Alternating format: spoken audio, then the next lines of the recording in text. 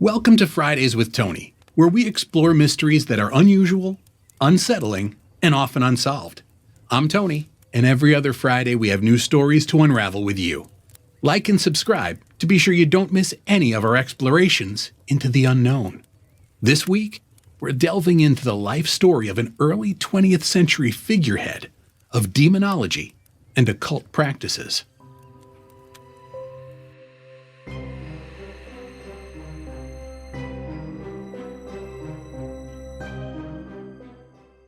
In the autumn of 1875, Edward Alexander Crowley was born into a life of comfort and rigid tradition.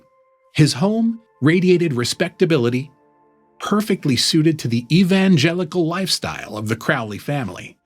His father, Edward Crowley, had abandoned engineering after inheriting a lucrative brewing business, Crowley's Alton Ales. With wealth at his disposal, he devoted his days to preaching the gospel. His wife, Emily Bertha Bishop, came from a respectable family, and their marriage reflected their devout faith. Young Edward's life was shaped by religious routines and strict expectations. His father, a preacher for the exclusive brethren, ensured daily Bible readings set the tone for their household. Beneath the serene surface of this deeply religious life, however, tensions simmered. Emily's stern nature clashed with her son's growing curiosity and defiance. When she labeled him the Beast for his rebellious behavior, Edward embraced the nickname, viewing it as a badge of independence rather than the insult she intended. In 1880, tragedy struck when Edward's baby sister died.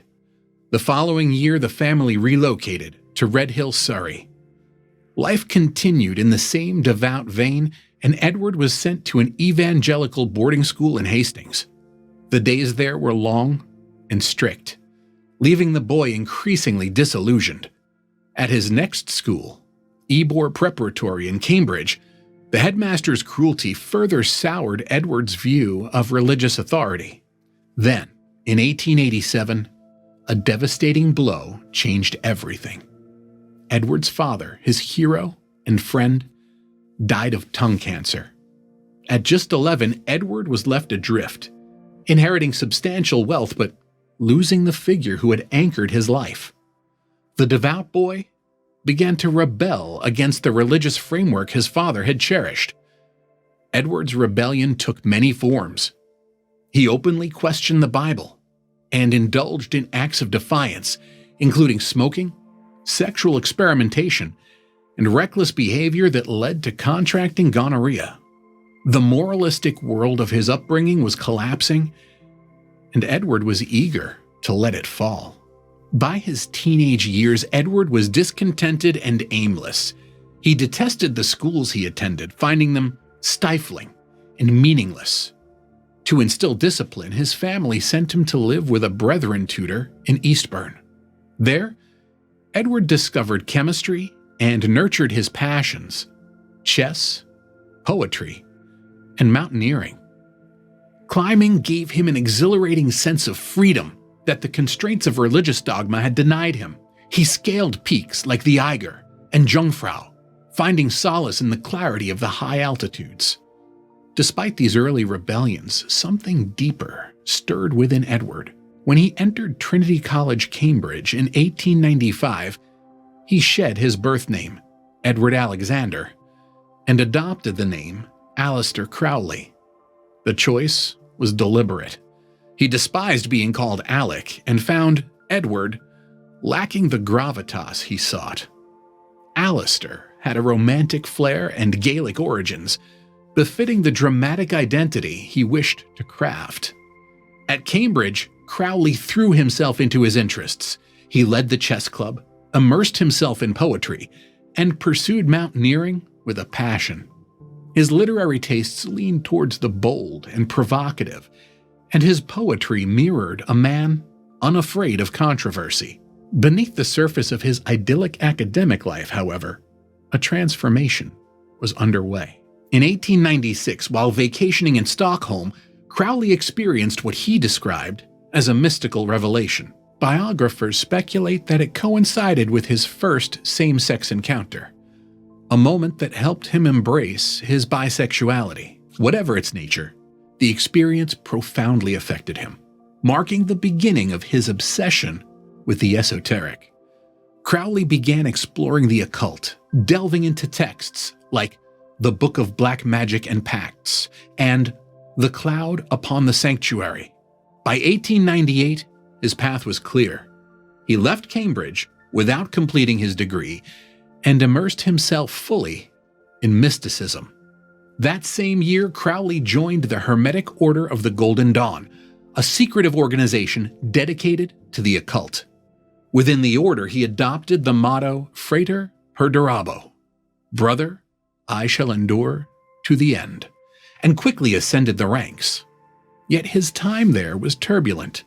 His libertine lifestyle and open bisexuality alienated many members, including notable figures like W.B. Yeats. When the London Lodge denied him access to its inner circle, Crowley retaliated by attempting to seize their temple, a conflict that ended in a bitter court battle and left him ostracized. Unfazed, Crowley embarked on a journey of self-exploration and self-discovery.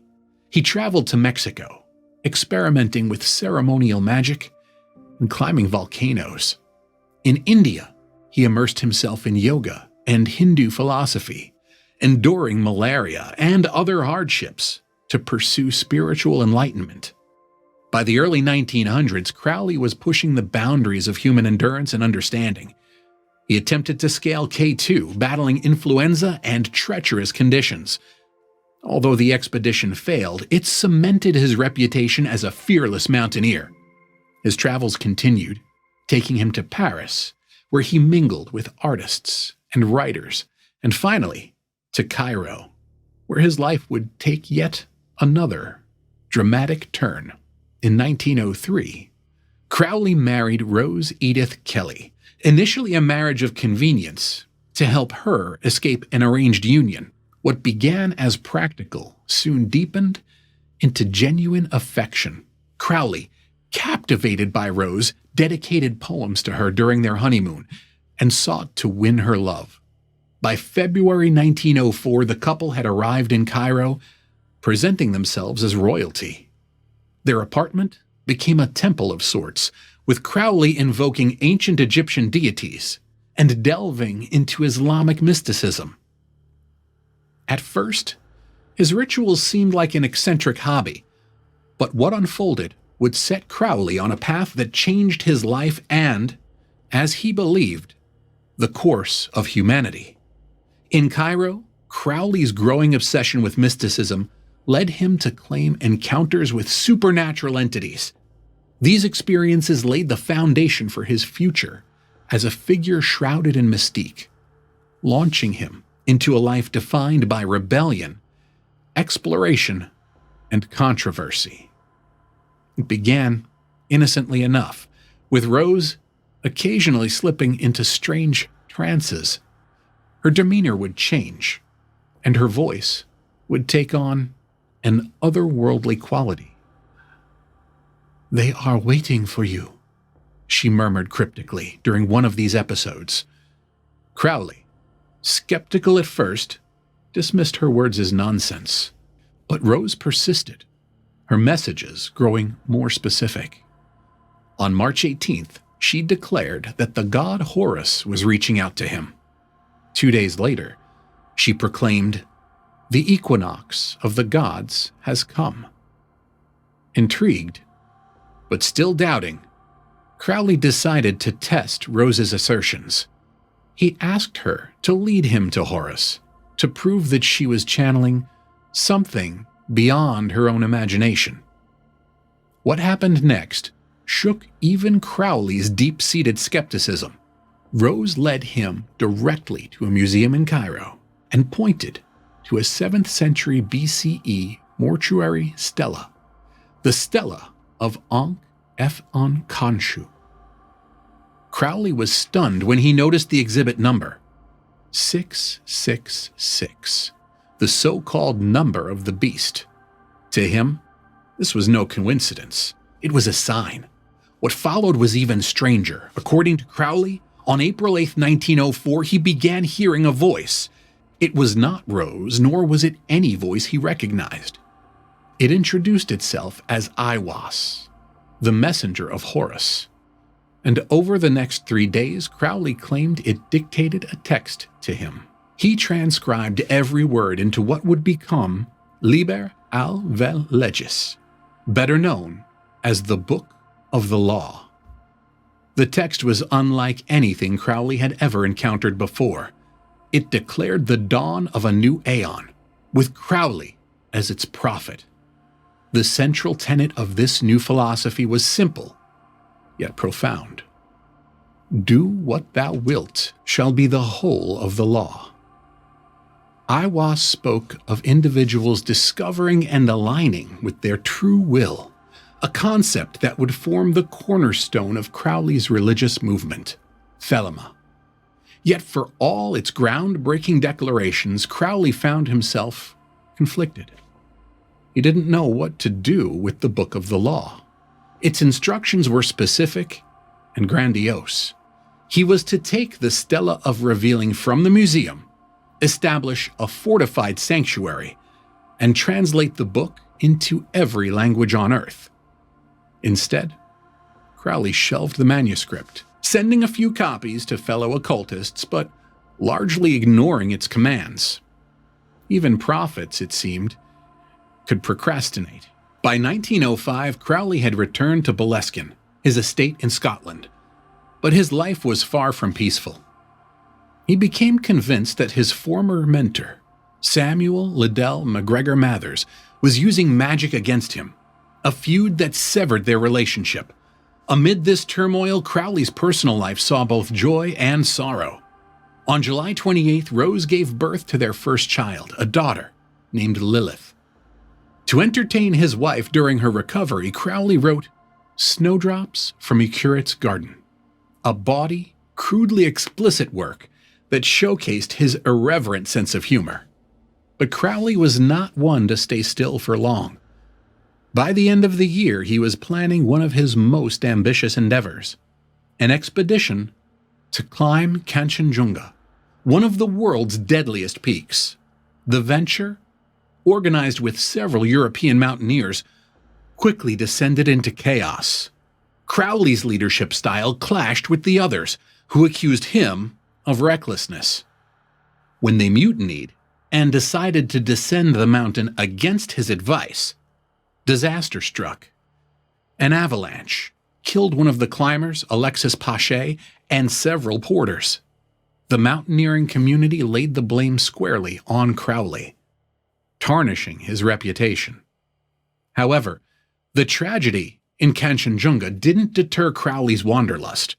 After spending time in Moharbhanj hunting big game, he reunited with Rose and Lilith in Calcutta, India. But his time there ended abruptly when he shot 2 men in self-defense during an attempted robbery. Though his personal injuries weren't fatal, the incident forced Crowley to leave the country. His next journey took him to southern China, where he embarked on a spiritual and physical adventure with his family in tow. Crowley hired porters and a nanny to help care for Lilith as they traversed the rugged terrain. Along the way, he practiced ceremonial magic daily, invoking his holy guardian angel through the Bornless ritual. But while Crowley's spiritual practices seemed to thrive, his family life began to unravel. By the time Rose and Lilith returned to Europe, Crowley had made his way to Shanghai. There, he reconnected with an old friend, Elaine Simpson, who shared his fascination with the Book of the Law. Together, they attempted rituals to contact Aiwass once more, hoping to uncover more truths about the new Aeon. But Crowley's globe-trotting adventures came to an abrupt halt when he learned devastating news. Lilith had died of typhoid in Rangoon. The loss was a crushing blow, one he blamed on Rose's increasing dependence on alcohol.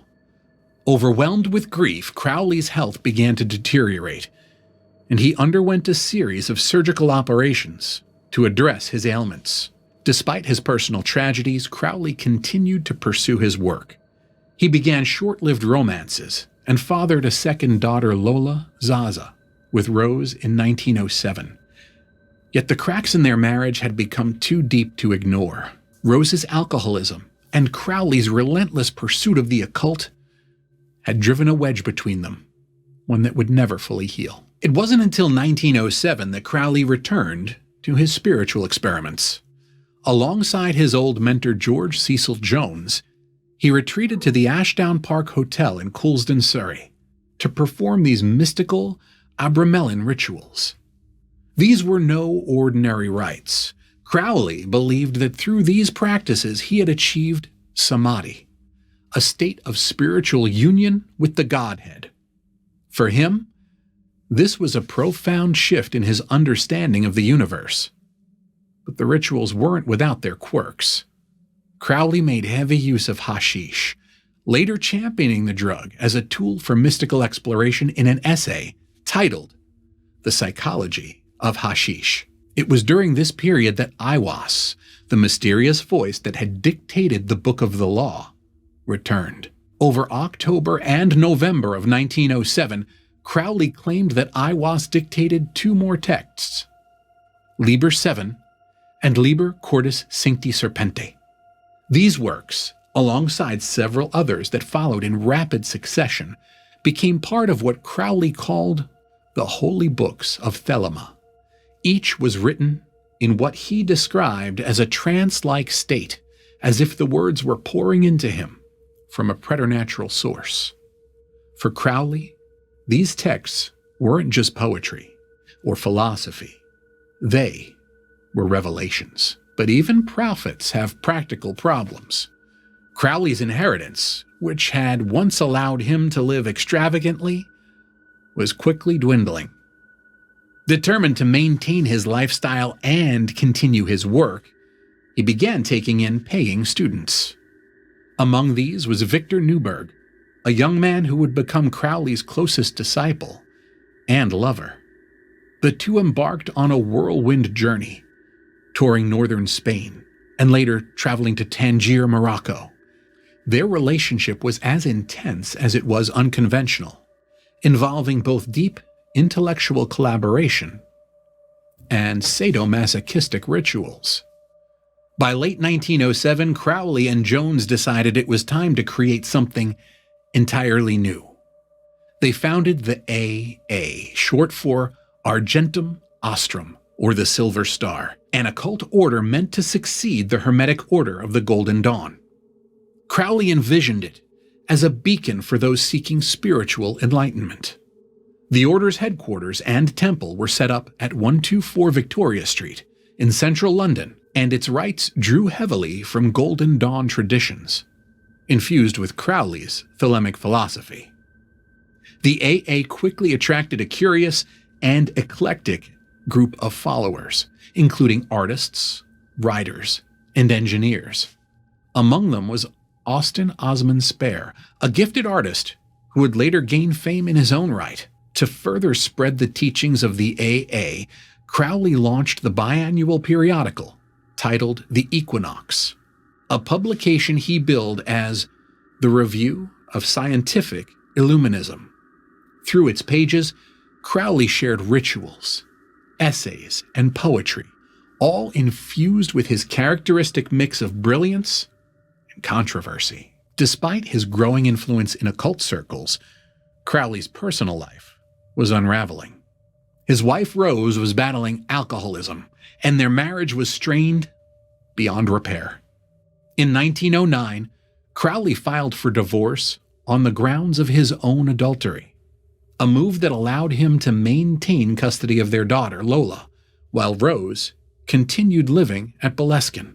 Amid this personal turmoil, Crowley continued to push boundaries, both magical and societal. In late 1909, he and Newberg embarked on a daring expedition in the Algerian desert. There, surrounded by the stark beauty of the sand and the sky, Crowley began invoking the 30 aethers of Enochian magic. Newberg served as his scribe, documenting the rituals and the vivid often terrifying visions that Crowley experienced. One ritual in particular marked a turning point in Crowley's magical career. On a mountaintop in the desert, he performed an evocation of Choronzon, a demon he considered the embodiment of chaos. The ritual involved blood sacrifice and intense spiritual exertion, leaving Crowley physically and emotionally drained. For him, the experience was both harrowing and transformative, a watershed moment in his journey as a magician. When Crowley returned to London in January 1910, he found himself embroiled in a legal battle with S. L. MacGregor Mathers, his former mentor in the Golden Dawn.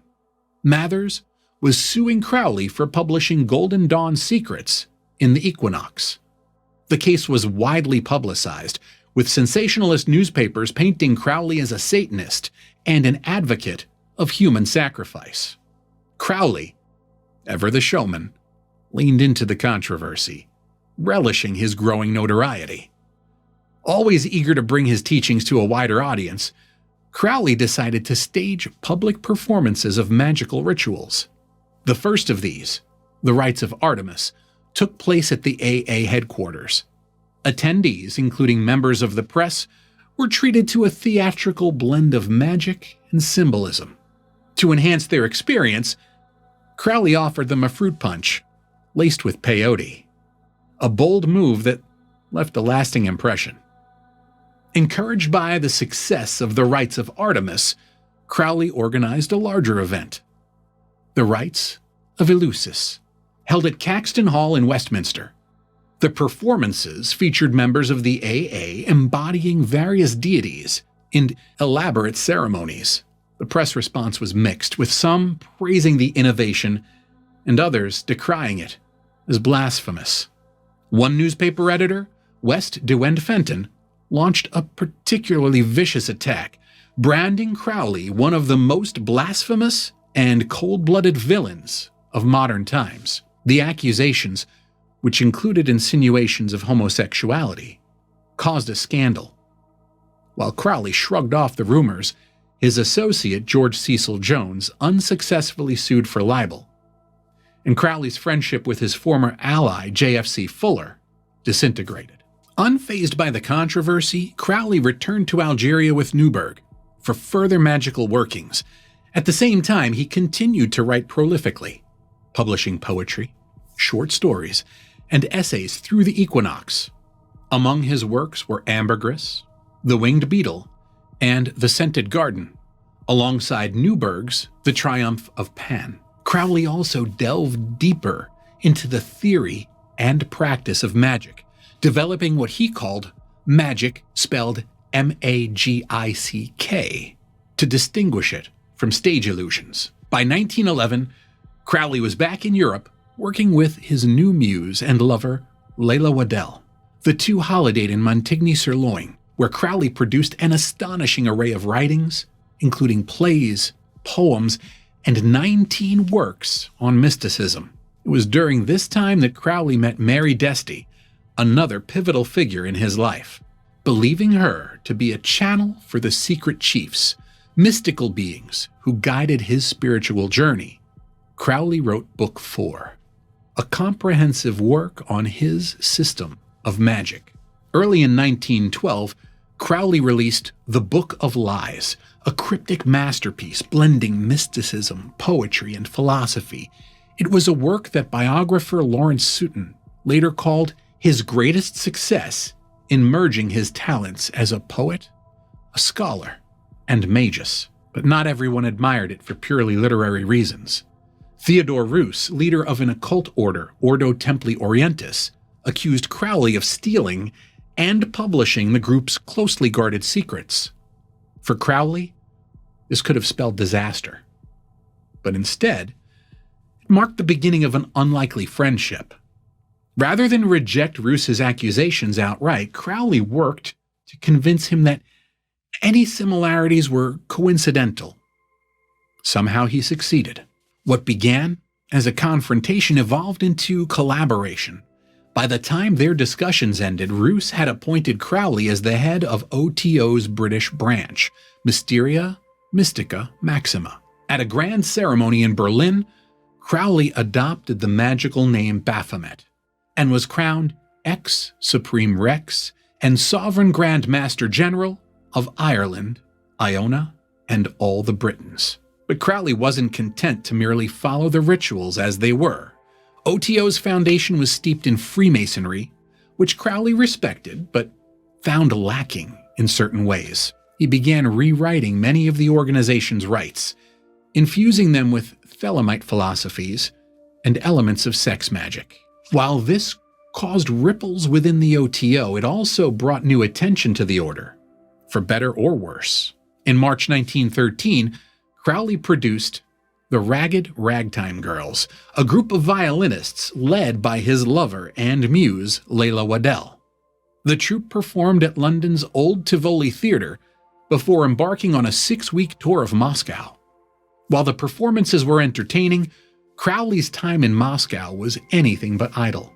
Between writing plays and poetry, works like Hymn to Pan and the now famous Gnostic Mass, he also engaged in a sadomasochistic relationship with Hungarian actress Annie Ringler. Whispers of his Moscow activities would later lead to speculation that Crowley had gone there under orders from British intelligence, tasked with observing revolutionary elements in the city. Whether this was true or simply another layer of intrigue surrounding him remains a mystery. Crowley, as always, left plenty of room for speculation.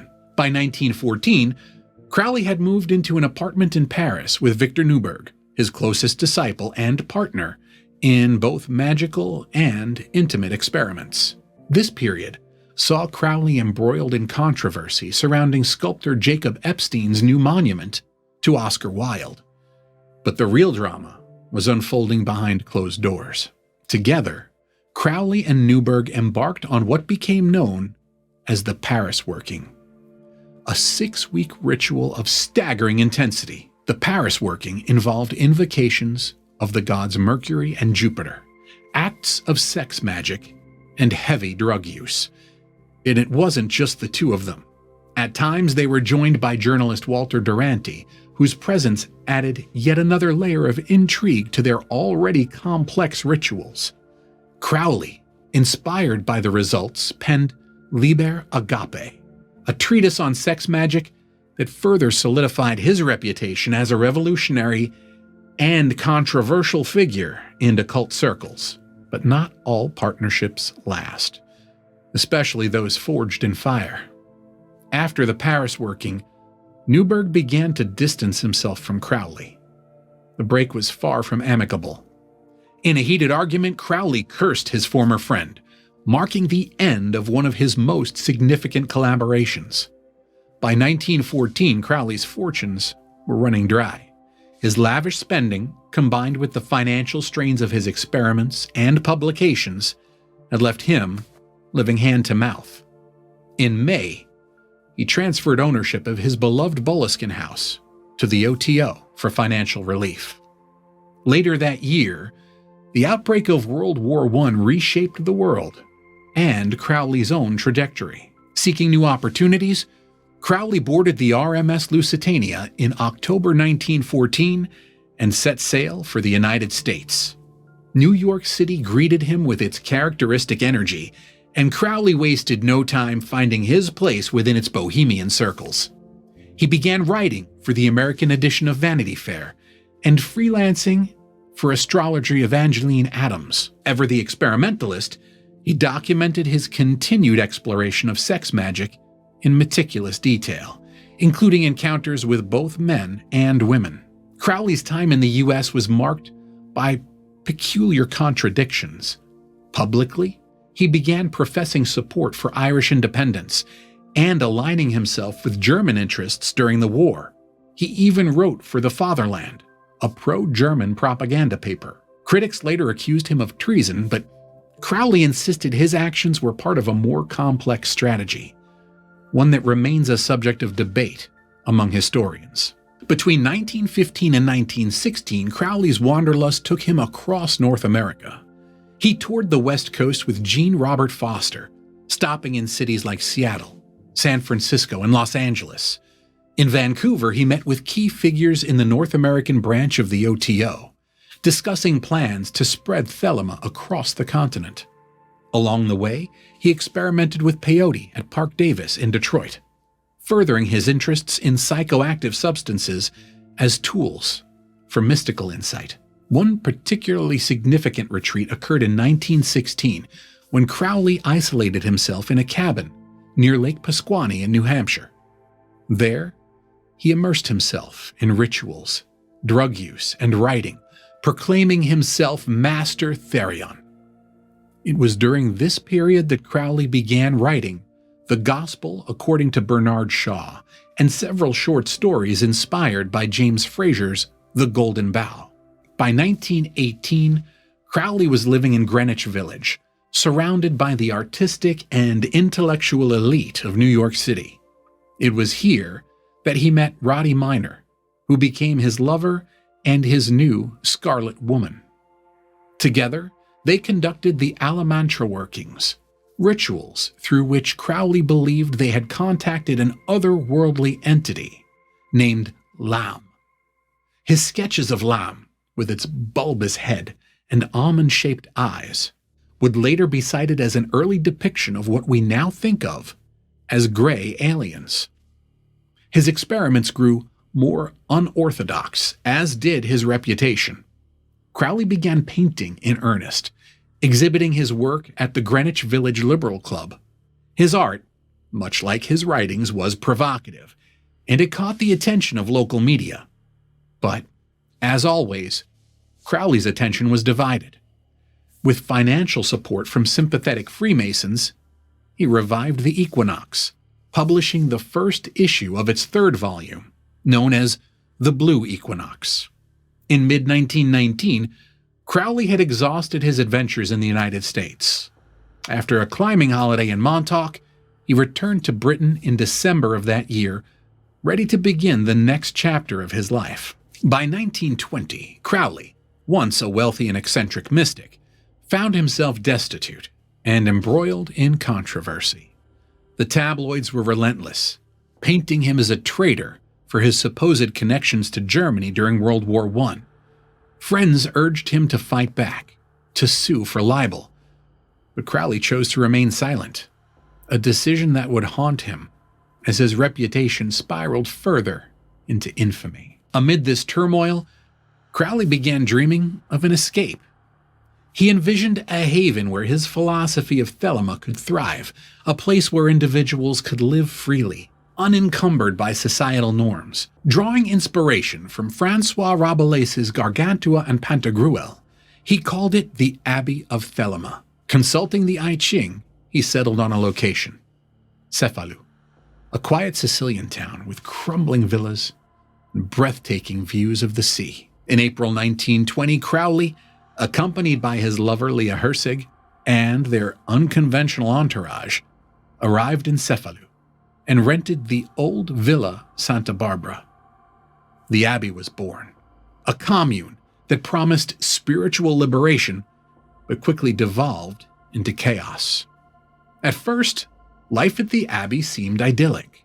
Crowley, Hersig, and other residents, including Ninette Shumway and her children, established daily rituals honoring the sun god Ra. They wore robes, performed the Gnostic Mass, and spent their days pursuing their individual interests. Crowley himself painted and wrote commentaries on the Book of the Law and revised his magnum opus, Book 4. Children roamed freely, their education consisting of play and exposure to the commune's unorthodox practices, including witnessing acts of sex magic. For Crowley, this was heaven on earth, but behind the facade of freedom and enlightenment, things were unraveling. The Abbey lacked basic hygiene. Wild dogs and cats roamed the villa, leaving it filthy and unsanitary. Crowley's heroin addiction, initially prescribed to treat asthma, took over his life. Cocaine eroded his nasal cavity, and trips to Palermo for drugs and rent boys became frequent. Then, tragedy struck. Ninette's daughter, Poupée, died in October 1920. While the commune continued, a shadow hung over it. Despite the chaos, the abbey attracted followers eager to learn from Crowley. Film star Jane Wolfe arrived in July 1920, becoming one of his most dedicated disciples. Australian Thelemite Jack Bennett also spent time at the commune. However, not all newcomers adapted well. Cecil Frederick Russell, another student, clashed with Crowley over the explicit sexual rituals required for initiation. Disillusioned, he left after a year. Crowley's health continued to deteriorate, and his addiction worsened. In 1922, he left for Paris in an attempt to kick heroin. The retreat failed, but he wrote extensively, including articles criticizing Britain's Dangerous Drugs Act. His novel, The Diary of a Drug Fiend, published that year, garnered mixed reviews. The Sunday Express called for it to be burned, further fueling Crowley's notoriety. In 1923, a young devotee named Raoul Loveday arrived at the abbey with his wife, Betty May. Loveday was deeply committed to Crowley's teachings, but Betty despised both Crowley and life at the commune.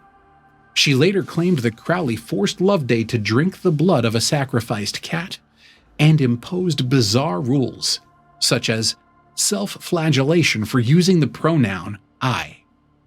The situation reached a tragic climax when Loveday drank from a polluted stream and developed a fatal liver infection. His death in February 1923 sent Betty fleeing back to London, where she told the press everything. The tabloids had a field day. John Bull labeled Crowley the wickedest man in the world and called for his execution. Crowley, unable to afford legal action, watched helplessly as his reputation crumbled further. The bad press caught the attention of Benito Mussolini's fascist government. Alarmed by reports of Crowley's activities, Italian authorities issued a deportation notice in April 1923, forcing him to leave the country. Without its founder, the Abbey of Thelema disbanded, its residents scattering across Europe. The dream of a Thelemic utopia was over. Crowley's exile from Italy marked the beginning of a difficult chapter. He and Leah Hersig relocated to Tunis, where they lived in poverty. Crowley made another attempt to quit heroin, but his efforts were in vain.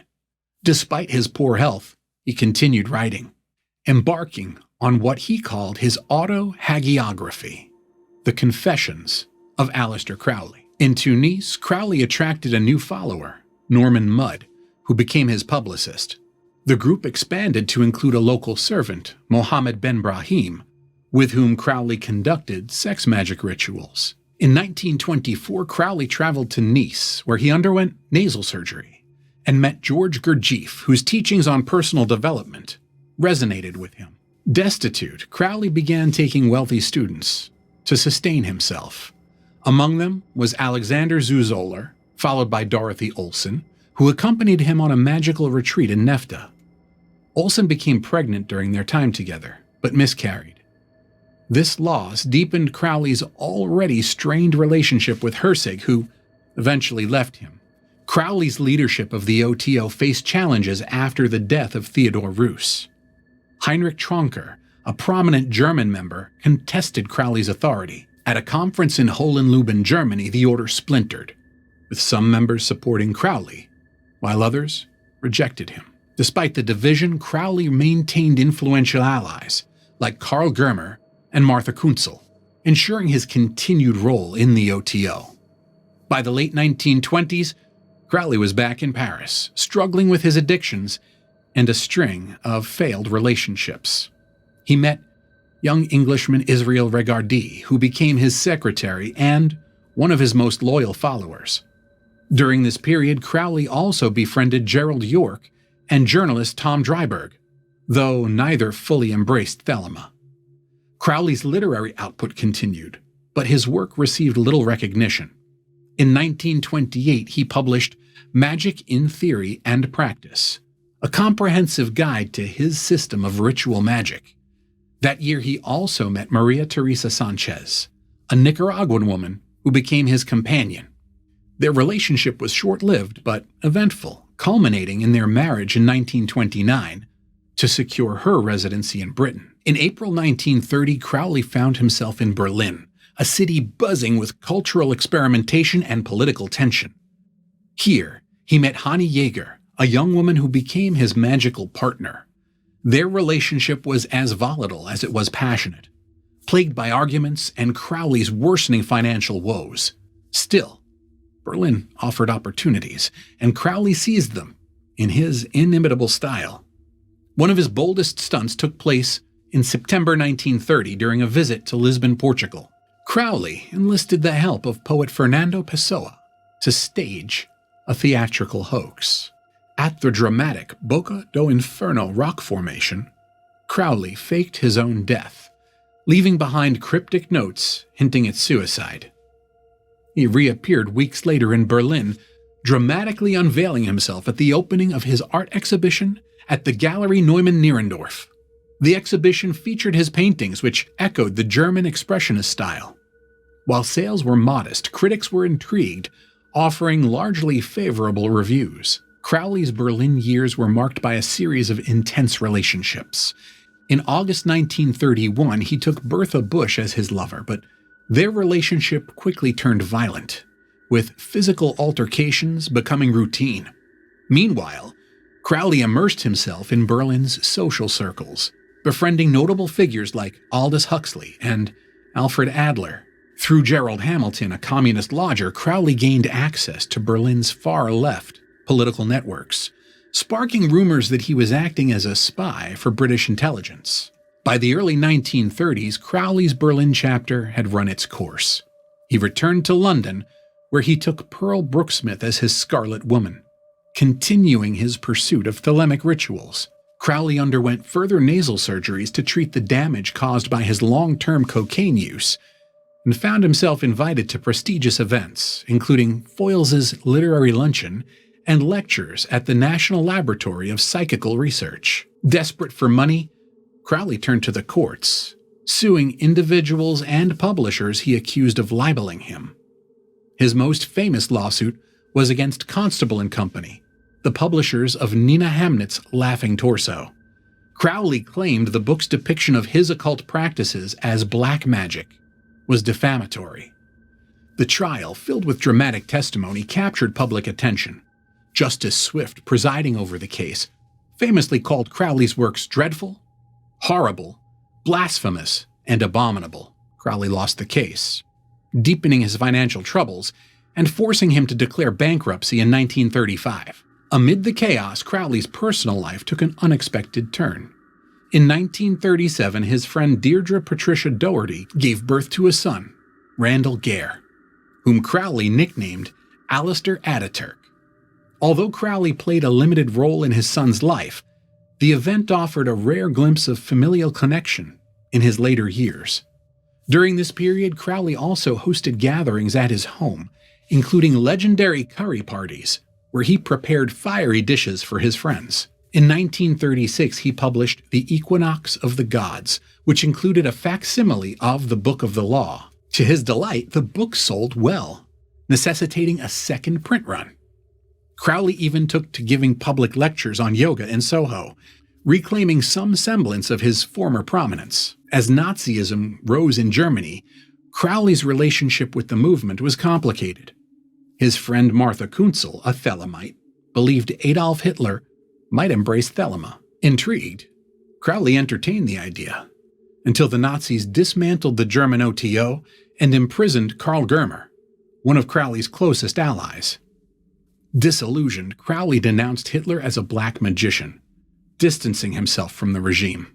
When World War II erupted, Crowley, ever the opportunist, offered his services to the British Naval Intelligence.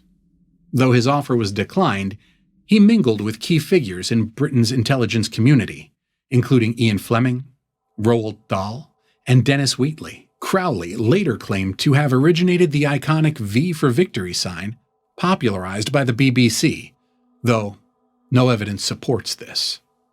As the Blitz devastated London, Crowley relocated to Torquay, a quieter refuge, where he entertained himself with chess and occasional hospital visits for his worsening asthma.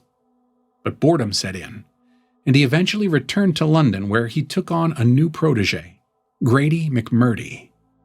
Crowley awarded McMurdy the title of Hymenaeus Alpha, designated him as a future leader of the O.T.O. During this time, Crowley collaborated with Lady Freda Harris to create a tarot deck, blending his esoteric teachings with Harris's artistic vision. The result was the Thoth Tarot, accompanied by the Book of Thoth, published in 1944. Crowley also penned Liber Oz, a declaration of human rights, and Les Gaulois, a poem celebrating the liberation of France. By 1945, Crowley had moved to Netherwood, a boarding house in Hastings. There he lived modestly, relying on financial support from American Thelemites like Jack Parsons. Despite his frailty, Crowley remained active, taking on Kenneth Grant as a secretary and mentoring Gerald Gardner, who would later found Gardnerian Wicca. Visitors described Crowley as both a brilliant conversationalist and a shadow of his former self, weakened by years of addiction and ill health. Crowley's final years were marked by reflection and literary efforts. He published Ola, an anthology of 60 years of song, and worked on Magic Without Tears, a collection of letters answering questions about Thelema. These works showcased a mind still sharp despite the body's decline. On December 1, 1947, Aleister Crowley succumbed to chronic bronchitis, exacerbated by pleurisy and heart failure. He was 72 years old. His funeral, held in Brighton, was attended by a small group of loyal followers. Excerpts from the Book of the Law, the Gnostic Mass, and Hymn to Pan were read, prompting the tabloids to sensationalize the event as a black mass. Crowley's ashes were sent to Carl Germer in the United States and buried in New Jersey. His death meant the end of a life that defied convention at every turn, leaving behind a legacy as one of the most controversial and enigmatic figures of the 20th century. Thanks for digging deeper into history with me. Do you think Aleister Crowley was a mystical visionary, an agent of otherworldly evil? Or was he nothing more than an eccentric artist who understood that controversy attracts attention? Visit the comments section and let me know what you think. Be sure to like and subscribe because I'll be back again with new tales to tell on Fridays with Tony. Thanks for watching, and we'll see you in the next one.